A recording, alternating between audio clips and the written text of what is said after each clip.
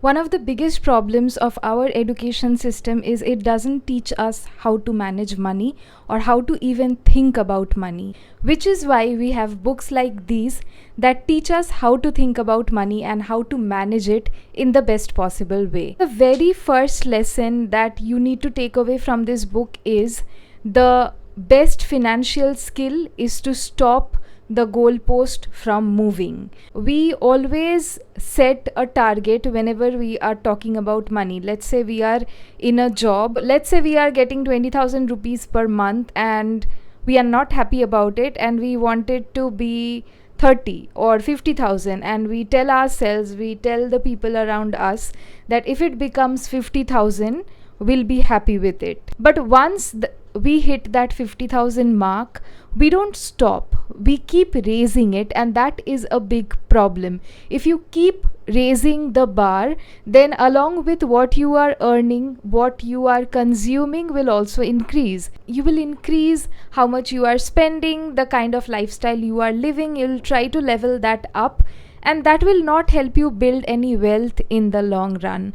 So the very first thing that you need to do is take a pen and paper or sit on your laptop and decide all the things that are absolutely necessary for you in a month. According to that, create a goal, a money goal that you can stick to and that you will not increase over time. I know it's not an easy thing to say or do because of inflation and because of a lot of things, which is why it is important to accept minimalism or to try to spend as mindfully as you can. The basic thing is, when you stop moving the bar again and again, you are happy with how much you are earning, you eventually reach that mark, then you are not always seeking for more. You are happy with what you have, and even if you start getting more, it's just an extra thing that you can invest or that you can contribute towards building your wealth. The next lesson that you absolutely need to take away and keep in mind is that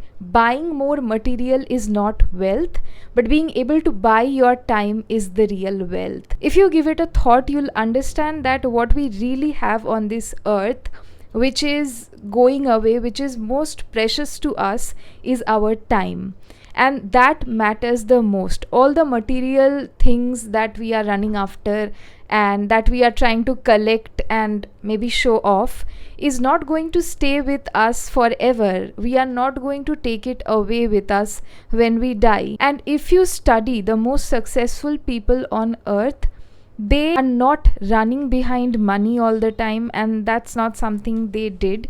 Yes, there was maybe an initial hustle, they worked a lot, but that doesn't mean they kept doing it forever. After reaching their goal or reaching that goalpost that they had set, they started understanding what are the things that they can do with the money that they have earned so that they can free up their time. So even you need to start thinking on that direction and not spend your entire life running behind money. The real wealth is not what you own, not a big house, not a big car, not all the properties that you have, but the real wealth is how much time you have to do the things that you love. The next lesson that I learned from this book, which I had already started applying before I read this book, is you don't need to save for a reason. Now let me give you a background, or let me tell you a story of how I went into this. So basically, when I was in my normal 9 to 5 job, I would always think that every month I'm getting a salary and that's gonna come every month.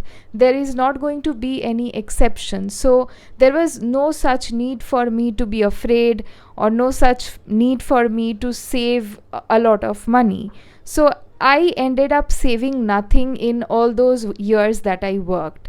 But when I started freelancing, I saw that it was not stable. Yes, it helped me earn a lot more than what I was earning in my job, but that doesn't mean it was stable. So maybe today I'm working with 5 clients, tomorrow I might not have all the 5 clients, and tomorrow I might end up working with 3 clients. So that happens in freelancing, and you have to be prepared for that.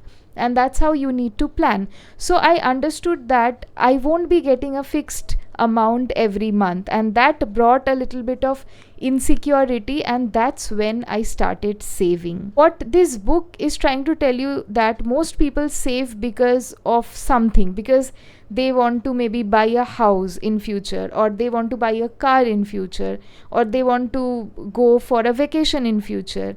And all this is okay, but you must also start saving without any reason.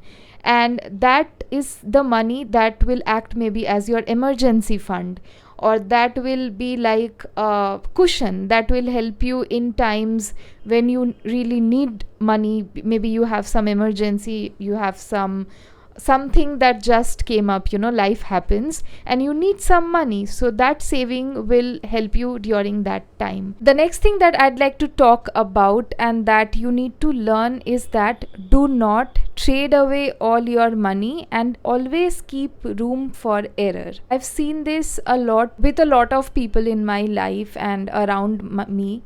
So what happens is, sometimes people get some ideas and they are so confident with their ideas that they want to just risk all the money that they have towards that idea, but that is not the right way to go about it. So you should always divide your money into two sections. Take risk with one section of that money and be very conservative with the other section, so that you don't end up in a situation where you get completely bankrupt. So no matter how good an idea is, and no matter how confident you are, do not risk everything you have. And the last but not the least lesson that you need to take away, which I'd like to read out as it is: wealth is hidden, its income not spent. Its value lies in offering you options, flexibility and growth, to one day purchase more stuff than you could right now. So wealth building is very different to being rich.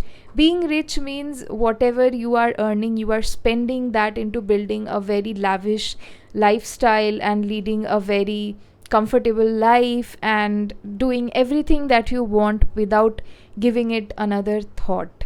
Buying the most expensive clothes, the gadgets, anything that you can think of. But when we are talking about wealth, wealthy people, it's not that wealthy people don't do all these things, but their decisions with money is very calculated and very different from those who are just rich. Wealthy people, or those who want to build wealth, do it secretly. They invest their money in the right places, they take the right decisions with their money, and that's what eventually makes them wealthy. So this book very wonderfully gives us the difference between being rich and being wealthy. Even if you are not thinking in this direction right now, this book will definitely help you think in that way. This book in no way tells you that you should not enjoy your life or get the things that you want, but it gives you a very balanced approach to learn the right way to manage money and think about money in the right ways.